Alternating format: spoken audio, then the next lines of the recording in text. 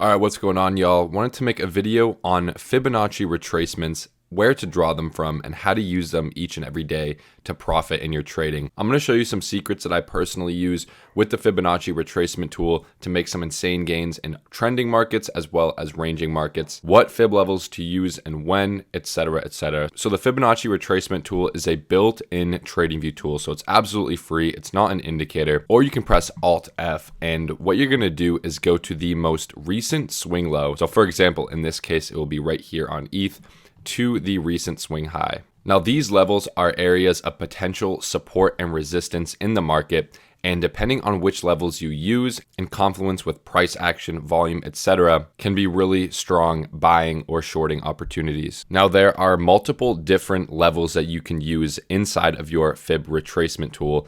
I like to stick to the golden pocket. So that's the 0.618 and the 0.65, and I like to color them this gold color. Because it is the golden pocket after all. And these levels work very, very well for cryptocurrency. So if you trade crypto, altcoins, be sure to use the golden pocket. They work on any time frame. However, obviously a higher time frame, these levels will be respected a little bit more. There's a few other levels I like to use. The main ones being the 0.5, the golden pocket, like I'd already stated. And I have a setup that I really like to use at times, and that's the 618, the 702, and the 786. So I know this sounds like a lot, but we're going to go through each one and how you can use them. Now, a common question I get asked is, where do you draw this fib from, right? So I said swing low, but why did I choose this swing low as opposed to this swing low? Well, you could actually draw a golden pocket from this swing low as well, and you'd be looking for an entry probably on like the 15 or 30-minute time frame, right? So draw the golden pocket from that swing low. But to start, go to a higher time frame. You're really only going to have an issue finding where to draw the golden pocket if you're on like a 5-minute to 15-minute time frame. But when you go to a 1 hour plus time frame, these swing highs and lows are pretty prominent, as you can see, right? We have a swing high, a swing low, a high right here, a low, the recent swing high. So it's pretty easy to, spot these swing highs and lows. If you want some more confidence to make sure that you're drawing them from the right spot, turn on the show swing points within EzAlgo. So now that you know how to draw the golden pocket, right? Swing low to swing high for a long, or the swing high to swing low for a short, I'm going to talk about entering. For starters, I recommend only using the golden pocket. That's the 0.618 and the 0.65. So some more confluence I like to use are the EzAlgo support and resistance levels. Now, we have a new update coming soon where we're going to add multi-time frame levels, which is going to be huge. But if you see that there is a golden pocket overlapping an EzAlgo support level, that is the spot to take a trade. Here on the 1 hour time frame, we have another piece of confluence because we have this parallel channel. If you go down to a lower time frame, you'll see that we do indeed have this golden pocket overlapping an EzAlgo support level. So this area right here is where I'd be looking to take a long position. When entering at the golden pocket, I like to set my first bid at the 618, and I like to put my stop loss below the 0.65, give it some breathing room. And in this case, I target the high level, so almost a 6 risk to reward ratio. That means you're risking $100 to make potentially $600 profit. The reason I'm not going to be entering at the 0.5 is because we don't have any other pieces of confluence. There's not really a support zone in this level. There's not a parallel channel. It's just kind of in no man's land. So for me, I'm not going to be taking any trades at the 0.5, so I'm going to turn it off. Now, when you're trading, you always want to make sure that you're buying below the 0.5 fib, preferably the golden pocket or below. This is in a trending market as well, so this will ensure that you're buying close to support rather than buying up near resistance. So for example, I'm going to identify my range on the 15-minute time frame. We're going to use this low and this swing high. So just for this example, let's say I'm looking to scalp on the 15-minute. So I'll only be looking for longs below this level, preferably at the golden pocket or even below. This gets into my next, secret little fib.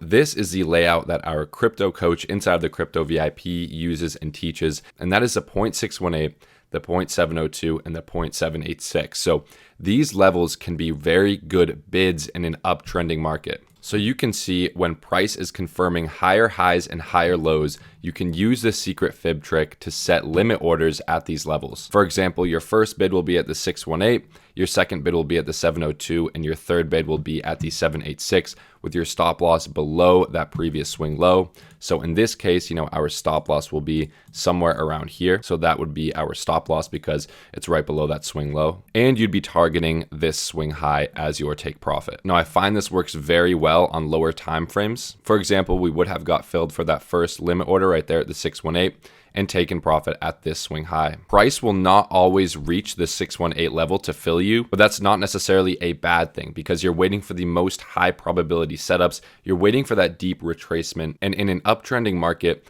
or downtrending for the opposite when you're taking short positions, price will not break this swing low. In an uptrend, price will maintain market structure with higher highs and higher lows. That's why you have a clear invalidation level below the swing low. And even if you don't want to set limit orders at these levels, you can just look for reactions at these levels. So for example, if I get an EzAlgo buy signal or an EzAlgo mild buy signal, and I see it's at one of my 3 key fib levels, then I will take a long again and targeting this swing high. So let's go through some more examples. Draw the fib from the swing low to the swing high. Again, it tags our 618 level. That's where we would get in the trade. Stop loss below this swing low, targeting this high. Again, fib from this swing low to this swing high.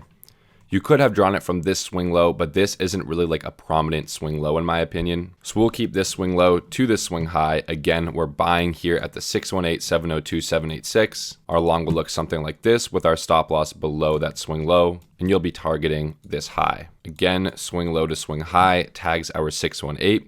We'd get in a long position right here, targeting this swing high. Again, swing low to swing high, just missed the 618. That's okay, we're gonna wait for the next setup. Swing low to swing high, tags our 618 fib level. That is where we'd get into the long position. Stop loss below swing low, and you'd be targeting this candle high, which ended up being another winning trade. So that's just one way to use the 618, 702, and 786 levels in an uptrend. Like I said earlier, start with the golden pocket on a higher time frame. What I'm trying to show you is that these fib levels are respected on any time frame. So definitely be sure to include the Fibonacci Retracement Tool in your trading. If you'd like an indicator that will help you with price action and also give you these accurate buy and sell signals, be sure to click the first link in the description below for EzAlgo. We have some enormous updates coming very, very shortly. I'm super excited for you guys to see these. Subscribe to the channel for more trading content, and I'll see you guys next video.